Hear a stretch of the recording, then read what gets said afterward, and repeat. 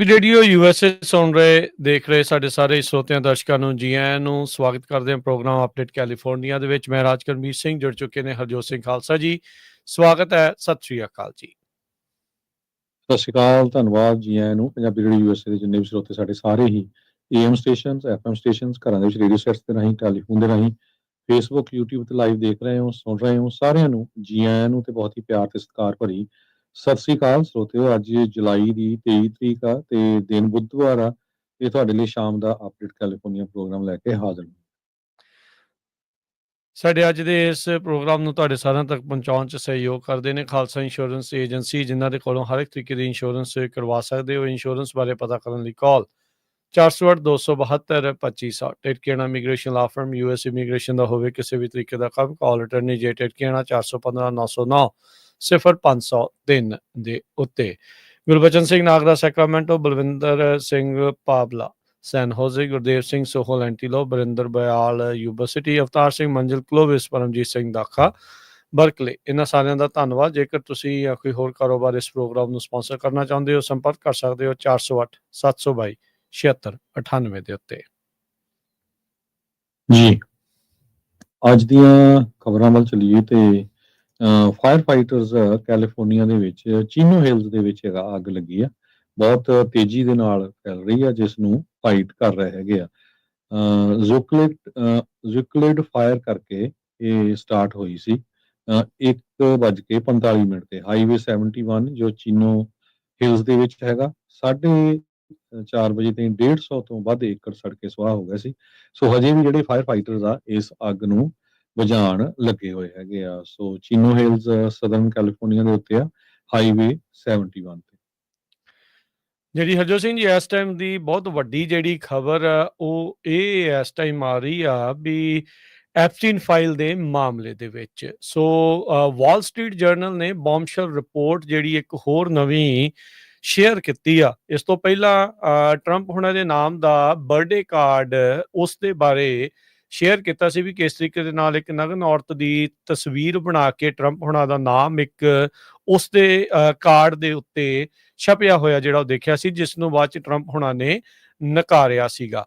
ਹੁਣ Epstein files ਦੇ ਮਾਮਲੇ ਦੇ ਵਿੱਚ ਵਾਲ ਸਟਰੀਟ ਜਰਨਲ ਇਹ ਰਿਪੋਰਟ ਹਰਜੋਤ ਸਿੰਘ ਜੀ ਕਰ ਰਿਹਾ ਆ ਵੀ ਕਹਿੰਦੇ ਵੀ ਮਈ ਮਹੀਨੇ ਦੇ ਵਿੱਚ ਜਿਹੜੀ ਆਪਣੀ ਅਟਾਰਨੀ ਜਨਰਲ ਪੈਮ ਬੌਂਡੀ ਆ, ਉਹਨਾਂ ਨੇ ਪਹਿਲਾਂ ਹੀ ਟਰੰਪ ਹੁਣਾਂ ਨੂੰ ਦੱਸ ਦਿੱਤਾ ਵੀ ਭਾਈ ਤੁਹਾਡਾ ਨਾਮ ਇੱਕ ਵਾਰੀ ਨਹੀਂ ਕਈ ਵਾਰ ਐਪਸਟੀਨ ਫਾਈਲਸ ਦੇ ਵਿੱਚ ਹੈਗਾ ਆ। ਸੋ ਉਸ ਤੋਂ ਬਾਅਦ ਦੇ ਵਿੱਚ ਹੀ ਦੇਖਿਆ ਗਿਆ ਵੀ ਐਪਸਟੀਨ ਫਾਈਲਸ ਗਵਾਚ ਗਈਆਂ ਜਾਂ ਹੈ ਹੀ ਨਹੀਂ। ਉਸ ਦੇ ਬਾਰੇ FBI ਨੇ ਤੇ ਡਿਪਾਰਟਮੈਂਟ ਆਫ ਜਸਟਿਸ ਨੇ ਜਿਹੜਾ ਉਹ ਐਲਾਨ ਕਰ ਦਿੱਤਾ ਸੀਗਾ।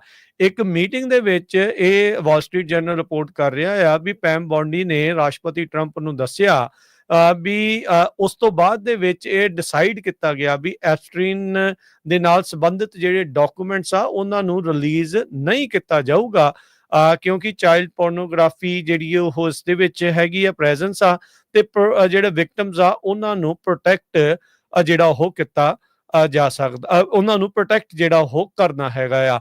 ਸੋ ਵਾਲ ਸਟਰੀਟ ਜਰਨਲ ਕਹਿ ਰਿਹਾ ਡਿਪਾਰਟਮੈਂਟ ਆਫ ਜਸਟਿਸ ਨੇ ਐਪਸਟੀਨ ਫਾਈਲਸ ਦੇ ਬਾਬਤ ਟਰੰਪ ਹੁਣਾਂ ਨੂੰ ਉਹਨਾਂ ਦਾ ਨਾਮ ਉਸ ਵਿੱਚ ਸ਼ਾਮਲ ਹੋਣ ਬਾਰੇ ਪਹਿਲਾਂ ਹੀ ਜਾਣਕਾਰੀ ਜਿਹੜੀ ਉਹ ਹੁਣ ਦੇ ਦਿੱਤੀ ਸੀਗੀ। ਸੋ ਕਹਿੰਦੇ ਵੀ ਟਰੱਕ ਲੋਡ ਆਫ ਡਾਕੂਮੈਂਟਸ ਜਿਹੜੇ ਐਪਸਟੀਨ ਦੇ ਉੱਤੇ ਆ ਤੇ ਪ੍ਰੈਜ਼ੀਡੈਂਟ ਦਾ ਨਾਮ ਮਲਟੀਪਲ ਟਾਈਮਸ ਉਸ ਦੇ ਵਿੱਚ ਡਿਸਕਵਰ ਕੀਤਾ ਗਿਆ ਆ, ਅਪੀਅਰ ਉਸ ਦੇ ਵਿੱਚ ਹੋਇਆ ਆ। ਇੱਕ ਜਿਹੜੀ ਰਿਪੋਰਟ ਆ ਉਹ ਇਸ ਟਾਈਮ ਸਾਹਮਣੇ ਆ ਰਹੀ ਆ। ਸੀਨੀਅਰ ਐਡਮਿਨਿਸਟ੍ਰੇਸ਼ਨ ਜਿਹੜੇ ਅਫੀਸ਼ੀਅਲਸ ਆ ਉਹਨਾਂ ਨੂੰ ਇਸ ਦੇ ਵਿੱਚ ਸਾਈਟ ਕੀਤਾ ਗਿਆ ਆ। ਪੈਮ ਬੌਂਡੀ ਨੇ ਜਿਹੜਾ ਨਾਲ ਇਹ ਕਿਹਾ ਵੀ ਟਰੰਪ ਦੇ ਨਾਲ ਨਾਲ ਹੋਰ ਵੀ ਬਹੁਤ ਹੀ ਹਾਈ ਪ੍ਰੋਫਾਈਲ ਇੰਡੀਵਿਜੂਅਲਸ ਇਸ ਫਾਈਲ ਦੇ ਵਿੱਚ ਉਹਨਾਂ ਦੇ ਨਾਮ ਜਿਹੜੇ ਉਹ ਸ਼ਾਮਲ ਜਿਹੜੇ ਉਹ ਹੈਗੇ ਆ।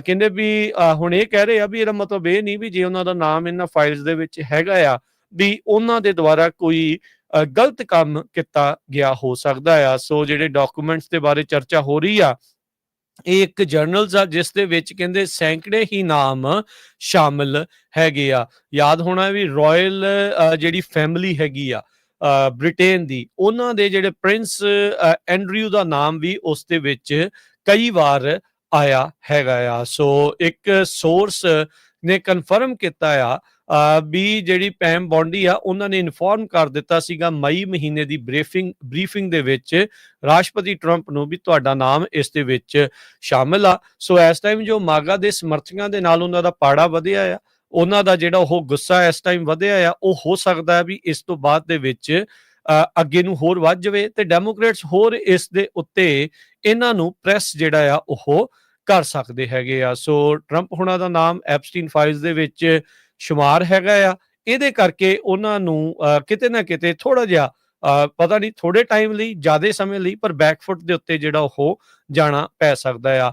ਕੱਲ ਵੋਟ ਹੋਣ ਤੋਂ ਪਹਿਲਾਂ ਹੀ ਜਿਹੜੇ ਸਪੀਕਰ ਮਾਈਕ ਜੌਨਸਨ ਆ ਉਹਨਾਂ ਨੇ ਜਿਹੜਾ ਸਦਨ ਆ ਉਹਨਾਂ ਨੂੰ ਛੁੱਟੀ ਦੇ ਉੱਤੇ, ਰੀਸੈਸ ਦੇ ਉੱਤੇ ਜਿਹੜਾ ਉਹ ਘੱਲ ਦਿੱਤਾ ਸੀ ਤਾਂ ਜੋ ਐਪਸਟੀਨ ਫਾਈਲਸ ਨੂੰ ਪਬਲਿਕ ਕਰਨ ਵਾਲੀਆਂ ਜਿਹੜੇ ਬਿਲਸ ਆ ਉਹਨਾਂ ਉੱਤੇ ਵੋਟ ਨਾ ਹੋ ਸਕੇ। ਸੋ ਡਿਪਾਰਟਮੈਂਟ ਆਫ ਜਸਟਿਸ ਤੇ FBI ਨੇ ਪਹਿਲਾਂ ਹੀ ਇਹ ਕਹਿ ਦਿੱਤਾ ਵੀ ਐਪਸਟੀਨ ਫਾਈਲਸ ਨਾਂ ਦੀ ਕੋਈ ਚੀਜ਼ ਹੀ ਜਿਹੜੀ ਆ ਉਹ ਮੌਜੂਦ ਨਹੀਂ ਆ।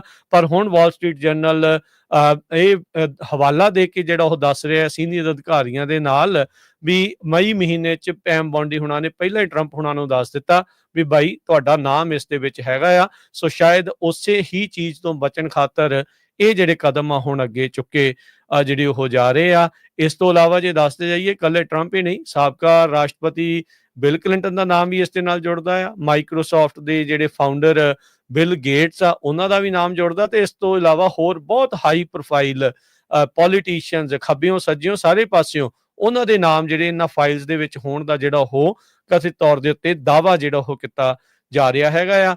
ਅੱਜ ਨਾਲ ਦੇ ਨਾਲ ਇੱਕ ਜੱਜ ਨੇ ਜਿਹੜੀ ਹਰਜੋਤ ਸਿੰਘ ਜੀ ਗ੍ਰੈਂਡ ਜਿਊਰੀ ਦੇ ਦਸਤਾਵੇਜ਼ ਸੀ ਉਹਨਾਂ ਨੂੰ ਰਿਲੀਜ਼ ਕਰਨ ਤੋਂ ਨਾ ਕਰ ਦਿੱਤੀ ਹੈ। ਡਿਪਾਰਟਮੈਂਟ ਆਫ ਜਸਟਿਸ ਦੀ ਮੰਗ ਨੂੰ ਨਾ ਕਰ ਦਿੱਤਾ, ਜਿਸ ਬਾਰੇ ਟਰੰਪ ਹੁਣਾਂ ਨੇ ਪੈਮ ਬੌਂਡੀ ਨੂੰ ਕਿਹਾ ਸੀਗਾ ਵੀ ਗ੍ਰੈਂਡ ਜਿਊਰੀ ਦੇ ਜਿਹੜੇ ਡਾਕੂਮੈਂਟਸ ਆ ਉਹਨਾਂ ਨੂੰ ਰਿਲੀਜ਼ ਕੀਤਾ ਜਾਵੇ। ਪਰ ਜੱਜ ਨੇ ਵਿਕਟਮਸ ਨੂੰ ਪ੍ਰੋਟੈਕਟ ਕਰਨ ਦੇ ਨਾਮ ਦੇ ਉੱਤੇ ਇਹ ਕਿਹਾ ਵੀ ਉਹਨਾਂ ਨੂੰ ਅਸੀਂ ਜਿਹੜਾ ਆ ਗ੍ਰੈਂਡ ਜਿਊਰੀ ਦੇ ਜਿਹੜੇ ਦਸਤਾਵੇਜ਼ ਆ ਉਹ ਹੁਣ ਜਦ ਤੱਕ ਨਹੀਂ ਕਰ ਸਕਦੇ। ਸੋ ਇਹ ਮਾਮਲਾ ਹੋਰ ਵੀ ਜ਼ਿਆਦਾ ਗੁੰਝਲਦਾਰ ਬਣ ਚੁੱਕਾ ਹੈ।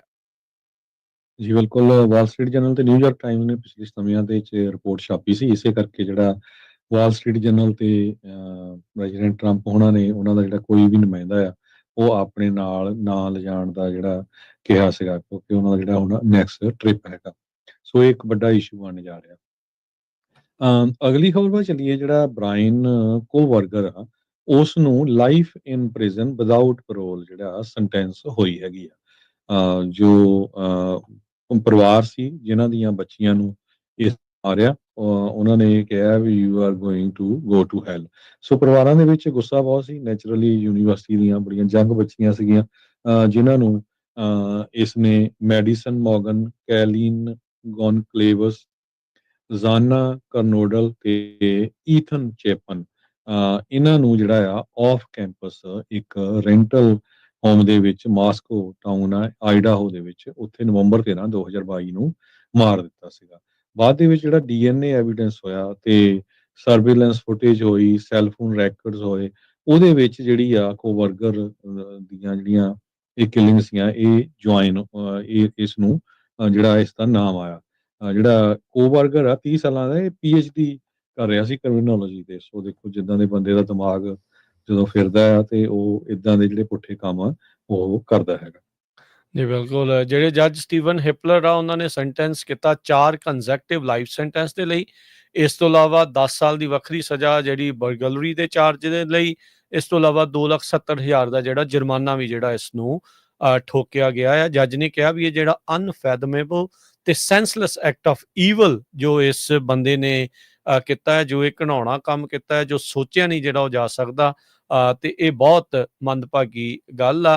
ਕਹਿੰਦੇ ਵੀ ਪੇਰੈਂਟਸ ਆ ਜੋ ਆਪਣੇ ਬੱਚਿਆਂ ਨੂੰ ਗੱਡੀਆਂ ਦੇ ਵਿੱਚ ਉਹਨਾਂ ਦੇ ਮੂਵਿੰਗ ਬਾਕਸਿਸ ਦੇ ਸਮਾਨ ਭਰ ਕੇ ਜਿਹੜਾ ਉਹ ਛੱਡ ਕੇ ਆਉਂਦੇ ਆ, ਉਹਨਾਂ ਨੂੰ ਉਹਨਾਂ ਦੇ ਜਿਹੜੇ ਕੌਫਿਨਸ ਆ ਉਹ ਲੈ ਕੇ ਆਉਣੇ, ਇਹ ਇੱਕ ਬਿਲਕੁਲ ਬਹੁਤ ਹੀ ਮੰਦਭਾਗੀ ਜਿਹੜੀ ਗੱਲ ਆ ਜੋ ਉਹਨਾਂ ਪਰਿਵਾਰਾਂ ਨੂੰ ਜਿਹੜੀ ਉਹ ਜਿਹੜੀ ਉਹ ਇੱਕ ਹਿਸਾਬ ਦੇ ਨਾਲ ਸਹਿਣੀ ਜਿਹੜੀ ਉਹ ਪਈ ਹੈਗੀ ਆ।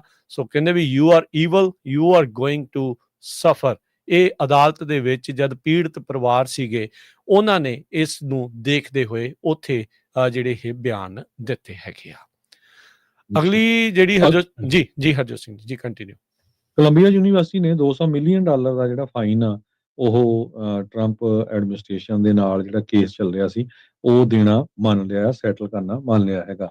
ਵਾਈਟ ਹਾਊਸ ਨੇ $400 ਮਿਲੀਅਨ ਦਾ ਜਿਹੜੀ ਇਹਨਾਂ ਨੂੰ ਫੰਡਿੰਗ ਸੀ ਉਹ ਕੈਂਸਲ ਕਰ ਦਿੱਤੀ ਸੀ, ਕਿਉਂਕਿ ਵੀ ਤੁਸੀਂ ਜਿਹੜੇ ਯੂਇਸ਼ ਸਟੂਡੈਂਟਸ ਆ ਉਹਨਾਂ ਦੀ ਜਿਹੜੀ ਹਰਾਸਮੈਂਟ ਹੋਈ ਆ ਉਸ ਨੂੰ ਬਚਾ ਨਹੀਂ ਸਕੇ। So in return of hundreds of millions ਜਿਹੜੇ ਰਿਸਰਚ ਤੇ ਗ੍ਰਾਂਟ ਦੇ ਵਿੱਚ ਕੋਲੰਬੀਆ ਯੂਨੀਵਰਸਿਟੀ ਨੇ ਹੁਣ ਪਲੈਜ ਕੀਤਾ ਆ ਵੀ ਜਿਹੜੀ ਰੇਸ ਇਨ ਐਡਮਿਸ਼ਨ, ਹਾਇਰਿੰਗ ਤੇ ਇਹ ਸਾਰਾ ਕੁਝ ਜਿਹੜਾ ਆ ਉਹ ਟਰੰਪ ਐਡਮਿਨਿਸਟ੍ਰੇਸ਼ਨ ਦੇ ਨਾਲ ਐਗਰੀ ਕਰਨਗੇ।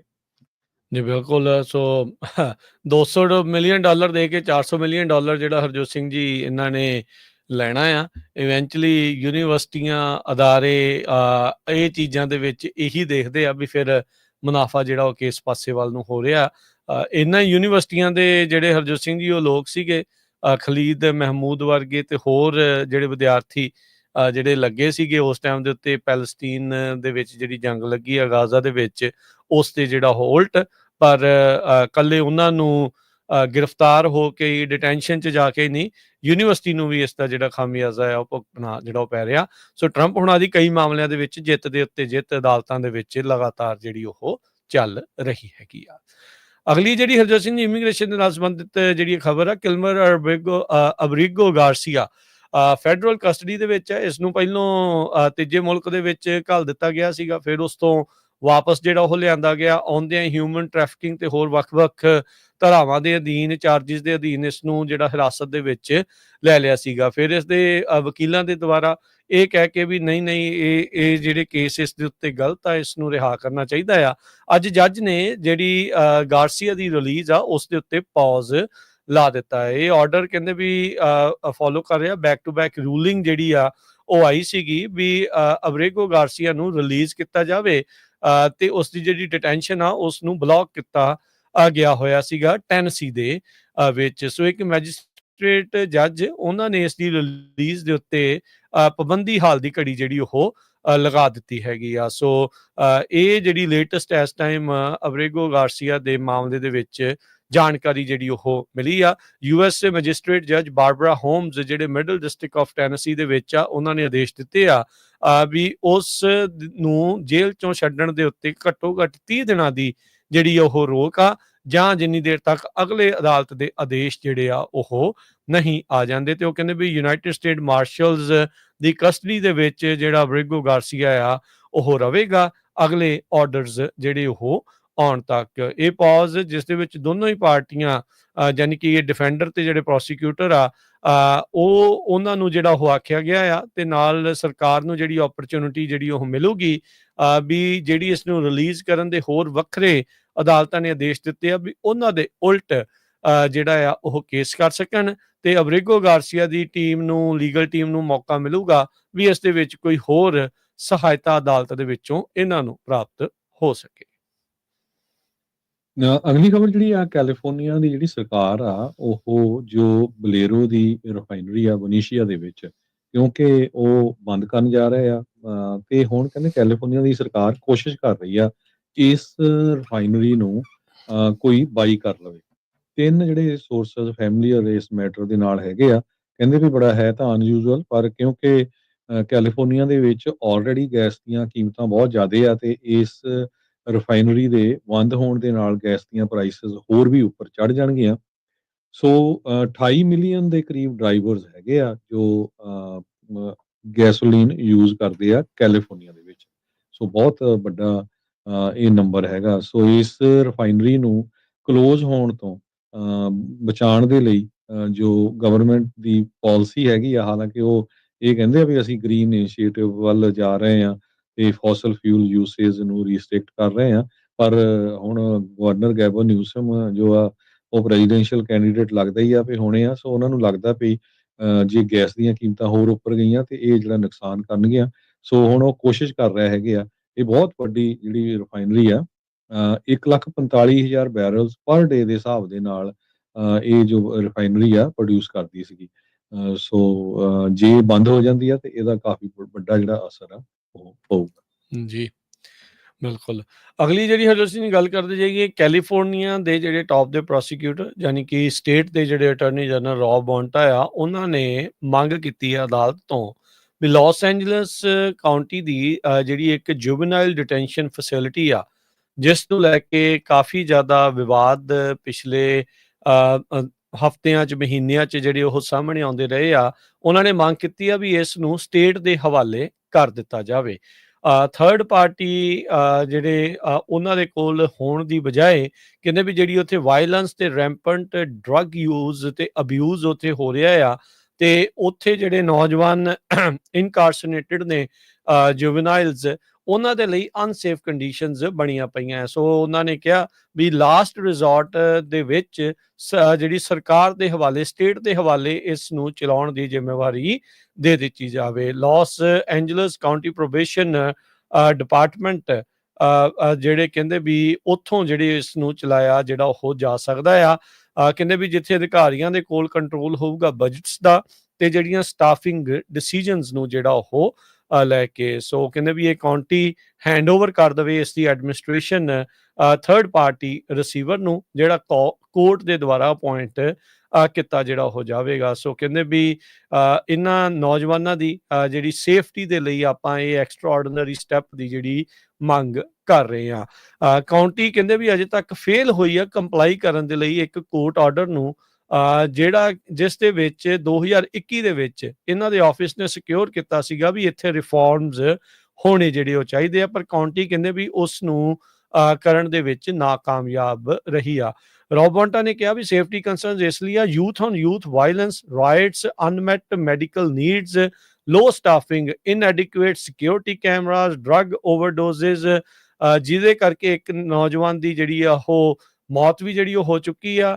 30 ਪ੍ਰੋਬੇਸ਼ਨ ਆਫਿਸਰਸ ਉੱਥੇ ਗਲੈਡੀਏਟਰ ਫਾਈਟਸ, ਉਹੀ ਜਿੱਥੇ ਜਿਹੜੇ ਕੈਦੀਆਂ ਦੇ ਨਾਲ ਲੜਾਇਆ ਜਾਣ ਵਾਲੀਆਂ ਨੌਬਤ ਜਿਹੜੀ ਉਹ ਆਈ ਸੀ, ਇਨਕਾਰਸਨੇਟਡ ਜੁਵੈਨਲਸ ਨੂੰ ਆਪਸ 'ਚ ਲੜਾਇਆ ਜਾਂਦਾ ਸੀ, ਉਹ ਇਸੇ ਹੀ ਜੁਵੈਨਾਈਲ ਡਿਟੈਂਸ਼ਨ ਫੈਸਿਲਿਟੀ ਦੀਆਂ ਜਿਹੜੀਆਂ ਨਿਊਜ਼ ਸੀਗੀਆਂ। ਸੋ ਕਹਿੰਦੇ ਵੀ ਇਦਾਂ ਚੀਜ਼ ਨਾ ਵਾਪਰੇ, ਇਸ ਲਈ ਇਸ ਨੂੰ ਜਿਹੜੀ ਕਿਸੇ ਥਰਡ ਪਾਰਟੀ ਹੋ ਸਕੇ ਤਾਂ ਜਿਹੜੇ ਸਰਕਾਰ ਦੇ ਹਵਾਲੇ ਕਰੋ, ਤਾਂ ਜੋ ਇਸ ਨੂੰ ਚੱਜ ਨਾਲ ਚਲਾਇਆ ਜਾ ਸਕੇ।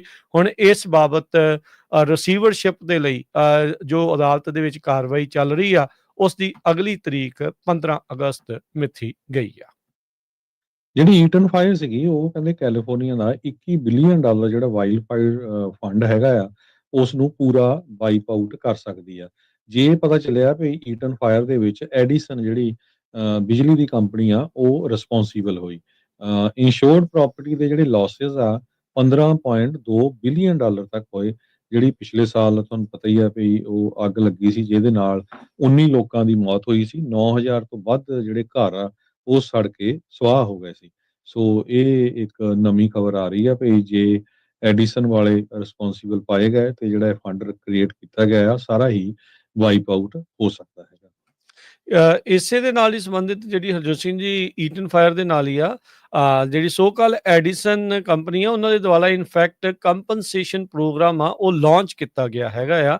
ਜਿਹੜੇ ਈਟਨ ਫਾਇਰ ਦੇ ਪੀੜਤ ਹੈਗੇ ਆ, ਵਿਕਟਮ ਆ, ਉਹਨਾਂ ਦੇ ਦੁਆਰਾ ਕਹਿੰਦੇ ਵੀ ਜਿਹੜੇ ਕਲੇਮਸ ਆ ਉਸ ਦੇ ਵਿੱਚ ਕਵਰ ਕੀਤਾ ਜਾਊਗਾ, ਜਾਂ ਕਿਸੇ ਦੀ ਜਿਹੜੀ ਪ੍ਰਾਪਰਟੀ, ਘਰ ਪੂਰੀ ਤਰ੍ਹਾਂ ਜਾਂ ਪਾਰਸ਼ਲ ਜਿਹੜਾ ਉਹ ਲਾਸ ਹੋਇਆ, ਕਮਰਸ਼ੀਅਲ ਪ੍ਰਾਪਰਟੀ ਦਾ ਲਾਸ ਹੋਇਆ, ਬਿਜ਼ਨਸ ਦੇ ਵਿੱਚ ਇੰਟਰਪਸ਼ਨ ਆਈ ਆ, ਸਮੋਕ ਜਾਂ ਐਸ਼ ਜਿਹੜੀ ਉਹ ਆਈ ਆ, ਫਿਜ਼ੀਕਲ ਇੰਜਰੀ, ਡੈਥ ਜਿਹੜੀ ਹੋਈ ਆ। ਸੋ ਕਹਿੰਦੇ ਵੀ ਹਰ ਇੱਕ ਚੀਜ਼ ਇਸ ਕੰਪਨਸੇਸ਼ਨ ਪ੍ਰੋਗਰਾਮ ਦੇ ਵਿੱਚ ਕਵਰ ਕੀਤੀ ਜਾਊਗੀ। So wildfire recovery compensation program ਇਸ ਫਾਲ ਦੇ ਵਿੱਚ ਲਾਂਚ ਕੀਤਾ ਜਾਊਗਾ, ਜਿਸ ਦੇ ਵਿੱਚ ਕਹਿੰਦੇ ਡਾਇਰੈਕਟ ਪੇਮੈਂਟਸ ਤੇ ਜਲਦੀ ਤੋਂ ਜਲਦੀ ਜਿਹੜੇ ਰੈਜ਼ੋਲੂਸ਼ਨਸ ਜਿਹੜੇ ਅਪਲਾਈ ਕੀਤੇ ਜਾਂਦੇ ਆ, ਉਹਨਾਂ ਨੂੰ ਫੈਸਲਾ ਦਿੱਤਾ ਜਿਹੜਾ ਉਹ ਜਾਵੇਗਾ ਇੰਡੀਵਿਜੂਅਲਸ ਤੇ ਬਿਜ਼ਨੈਸਿਸ ਦੇ ਲਈ। ਸੋ ਸਦਰਨ ਕੈਲੀਫੋਰਨੀਆ ਐਡੀਸਨ ਮੰਨੇ ਤਾਂ ਨਹੀਂ ਅਜੇ ਤੱਕ ਵੀ ਉਹਨਾਂ ਦੇ ਉਪਕਰਨਾਂ ਦੇ ਕਰਕੇ, ਉਹਨਾਂ ਦੀ ਇਕਵਿਪਮੈਂਟ ਕਰਕੇ ਇਹ ਜਿਹੜੀ ਅੱਗ ਆ ਉਸ ਦੀ ਸ਼ੁਰੂਆਤ ਜਿਹੜੀ ਉਹ ਹੋਈ ਆ, ਪਰ ਉਹਨਾਂ ਦੇ ਦੁਆਰਾ ਇਹ ਕੰਪਨਸੇਸ਼ਨ ਪ੍ਰੋਗਰਾਮ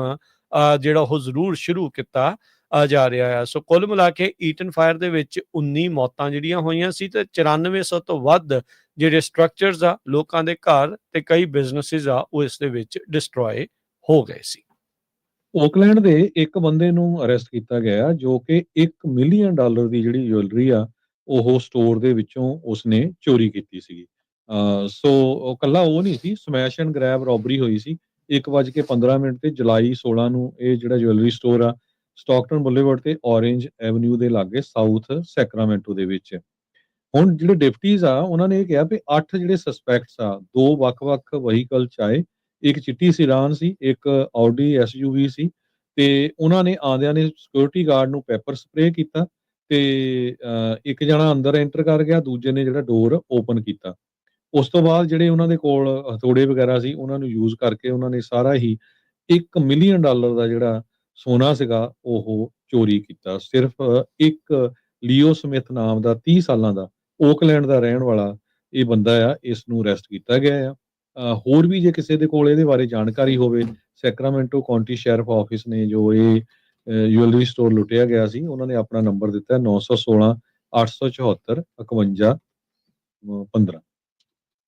ਜੀ। ਅਗਲੀ ਜਿਹੜੀ ਹਜ਼ਰਤ ਸਿੰਘ ਜੀ ਗੱਲ ਕਰਦੇ ਜਾਈਏ, ਭਾਰਤੀਆਂ ਦੀਆਂ ਜਿਹੜੀਆਂ ਕਰਤੂਤਾਂ ਆ ਚੌਂਸ਼ ਫੇਰੇ ਦੁਨੀਆ ਭਰ ਦੇ ਵਿੱਚ ਫੈਲ ਰਹੀਆਂ ਆ। ਇੱਕ ਜਿਹੜੇ ਬੰਦੇ ਨੂੰ ਹੁਣ ਕਹਿੰਦੇ ਵੀ ਗ੍ਰਿਫਤਾਰ ਕੀਤਾ ਗਿਆ ਹੈਗਾ ਆ, ਹਰਸ਼ਵਰਧਨ ਜੈਨ ਨਾਂ ਦਾ ਇਹ ਜਿਹੜਾ ਬੰਦਾ ਆ, ਇਸ ਨੂੰ ਗ੍ਰਿਫਤਾਰ ਤਾਂ ਇੰਡੀਅਨ ਪੁਲਿਸ ਨੇ ਜਿਹੜਾ ਉਹ ਕੀਤਾ ਆ, ਤੇ ਕਹਿੰਦੇ ਵੀ ਇਹ ਇੱਕ ਨਕਲੀ ਅੰਬੈਸੀ ਜਿਹੜੀ ਉਹ ਚਲਾਈ ਬੈਠਾ ਹੋਇਆ ਸੀਗਾ। ਆਪਣੇ ਆਪ ਨੂੰ ਇਹ ਐਡਵਾਈਜ਼ਰ ਤੇ ਅੰਬੈਸਡਰ ਦੱਸ ਰਿਹਾ ਸੀਗਾ ਸਬਰੋਗਾ ਤੇ ਵੈਸਟ ਆਰਟਿਕਾ ਨਾਂ ਦੀਆਂ ਜਿਹੜੇ ਕੁਝ ਐਂਟੀਟੀਜ਼ ਆ ਉਹਨਾਂ ਦੇ ਲਈ। ਜਿਹੜੇ ਉੱਤਰ ਪ੍ਰਦੇਸ਼ ਦੇ ਸੁਨੀਲ ਘੂਲੇ ਕਰਕੇ ਜਿਹੜੇ ਪੁਲਿਸ ਆਫਿਸਰ ਆ, ਉਹਨਾਂ ਦੀ ਸਪੈਸ਼ਲ ਟਾਸਕ ਫੋਰਸ ਨੇ ਇਸ ਨੂੰ ਜਿਹੜਾ ਉਹ ਗ੍ਰਿਫਤਾਰ ਕੀਤਾ ਹੈਗਾ। 47 ਸਾਲਾਂ ਦਾ ਹਰਸ਼ਵਰਧਨ ਜੈਨ ਕਹਿੰਦੇ ਵੀ ਇਹ ਐਡਵਾਈਜ਼ਰ ਤੇ ਅੰਬੈਸਡਰ ਬਣ ਕੇ ਇਹਨਾਂ ਮੁਲਕਾਂ ਦਾ ਜਿਹੜਾ ਉਹ ਬਣ ਕੇ ਘੁੰਮ ਰਿਹਾ ਸੀਗਾ। ਇਸ ਦੇ ਕੋਲੋਂ ਕਈ ਨਕਲੀ ਫੋਟੋਗ੍ਰਾਫ ਜਿਹੜੀਆਂ ਫੋਟੋਸ਼ਾਪ ਕਹਿ ਲਓ ਜਾਂ ਡਾਕਟਰਡ ਜਿਹੜੀਆਂ ਫੋਟੋਸ਼ਾਪ ਮਿਲੀਆਂ, ਜਿਸ ਦੇ ਵਿੱਚ ਇਸਨੇ ਆਪਣੇ ਆਪ ਨੂੰ ਕਈ ਦੁਨੀਆ ਦੇ ਟੌਪ ਦੇ ਲੀਡਰਸ ਦੇ ਨਾਲ ਜਿਹੜੀਆਂ ਖਿਚਾਈਆਂ ਸੀ।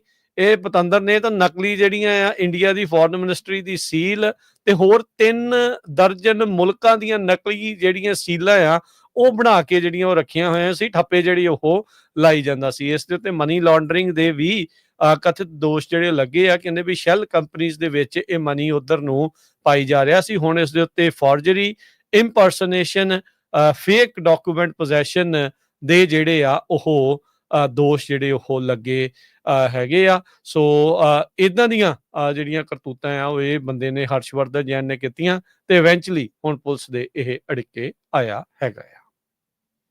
ਤੇ ਆਪਾਂ ਕਰੰਸੀ ਦੀ ਗੱਲ ਕਰਦੇ ਜਾਈਏ ਤੇ $1 ਦੇ ਬਰਾਬਰ ਕੈਨੇਡਾ ਦੇ $1 ਤੇ 36 ਸੈਂਟ ਰਹੇ ਆ। $1 ਦੇ ਬਰਾਬਰ ਪਾਕਿਸਤਾਨ ਦੇ $284 ਤੇ 70 ਪੈਸੇ। ਇੱਕ $1 ਦੇ ਬਰਾਬਰ ਇੰਡੀਆ ਦੇ $86 ਤੇ 37 ਪੈਸੇ। ਉਹ ਤਾਂ ਅੱਜ ਮਲਟੀਪਲ ਟ੍ਰੇਡ ਡੀਲਸ ਦੀ ਜਿਹੜੀ ਉਹ ਜਾਣਕਾਰੀ ਜਿਹੜੀ ਉਹ ਆ ਰਹੀ ਸੀ, ਪਰ ਜਿਵੇਂ ਆਪਾਂ ਨੂੰ ਪਤਾ ਵੀ ਐਪਸਟੀਨ ਫਾਈਲਸ ਦੇ ਕਰਕੇ ਉਹ ਸਾਰੀਆਂ ਗੱਲਾਂ ਜਿਹੜੀਆਂ ਉਹ ਪਿੱਛੇ ਰਹਿ ਗਈਆਂ। ਅੱਜ ਉੱਦਾਂ ਟ੍ਰੇਡ ਡੀਲਸ ਦੇ ਚੱਲਦੇ ਆ ਮਾਰਕੀਟ ਦੇ ਵਿੱਚ ਉਛਾਲ ਜਿਹੜਾ ਉਹ ਦੇਖਿਆ ਗਿਆ। ਡਾਓ ਜੋਨ 500 ਤੇ 8 ਪੁਆਇੰਟ ਵੱਧ ਕੇ 45,010 ਦੇ ਉੱਤੇ ਬੰਦ ਹੋਇਆ। S&P 49 ਪੁਆਇੰਟ ਵੱਧ ਕੇ 6300 ਤੇ 59 ਦੇ ਉੱਤੇ। ਨੈਸਡੈਕ 127 ਪੁਆਇੰਟ ਵੱਧ ਕੇ 21,020 ਦੇ ਉੱਤੇ ਬੰਦ ਹੋਇਆ। ਸੋਨੇ ਦਾ ਭਾਅ $3300 ਤੇ $99 ਪ੍ਰਤੀ ਆਉਂਸ। ਕੱਚੇ ਤੇਲ ਦੀ ਕੀਮਤ $65 ਪ੍ਰਤੀ ਬੈਰਲ ਰਹੀ ਆ। ਸੋ 10 ਈਅਰ ਯੀਲਡ ਜੇ ਦੱਸਦੇ ਜਾਈਏ ਤਾਂ 4.39%। ਕ੍ਰਿਪਟੋ ਕਰੰਸੀ 'ਚ ਬਿਟਕੋਇਨ 1,19,099 ਦੇ ਉੱਤੇ ਤੇ ਇਥੀਰੀਅਮ ਜਿਹੜਾ ਆ ਉਹ 3600 ਤੇ $46 ਦੇ ਬਰਾਬਰ ਚੱਲ ਰਿਹਾ ਹੈ। ਸੋ ਇੱਥੇ ਸਰੋਤਿਆਂ ਤੋਂ ਇਜਾਜ਼ਤ ਲੈਂਦੇ ਹਾਂ। ਮੇਰੇ ਹਰਜੋਤ ਸਿੰਘ ਵੱਲੋਂ, ਮੇਰੇ ਰਾਜਕਰਮਵੀਰ ਸਿੰਘ ਵੱਲੋਂ ਆਪ ਸਭ ਨੂੰ ਪਿਆਰ ਸਤਿਕਾਰ ਸਹਿ ਨਿੱਘੀ ਜਿਹੀ ਸਤਿ ਸ੍ਰੀ ਸਤਿ ਅਕਾਲ। ਸ਼੍ਰੀ ਅਕਾਲ। ਜਿੰਦੇ ਵਾਸਤੇ ਰਹੋ, ਹੱਸਦੇ ਖੇਲਦੇ ਰਹੋ, ਸੁਣਦੇ ਰਹੋ, ਦੇਖਦੇ ਰਹੋ ਪੰਜਾਬੀ ਰੇਡੀਓ USA। ਜੀ ਬਸ।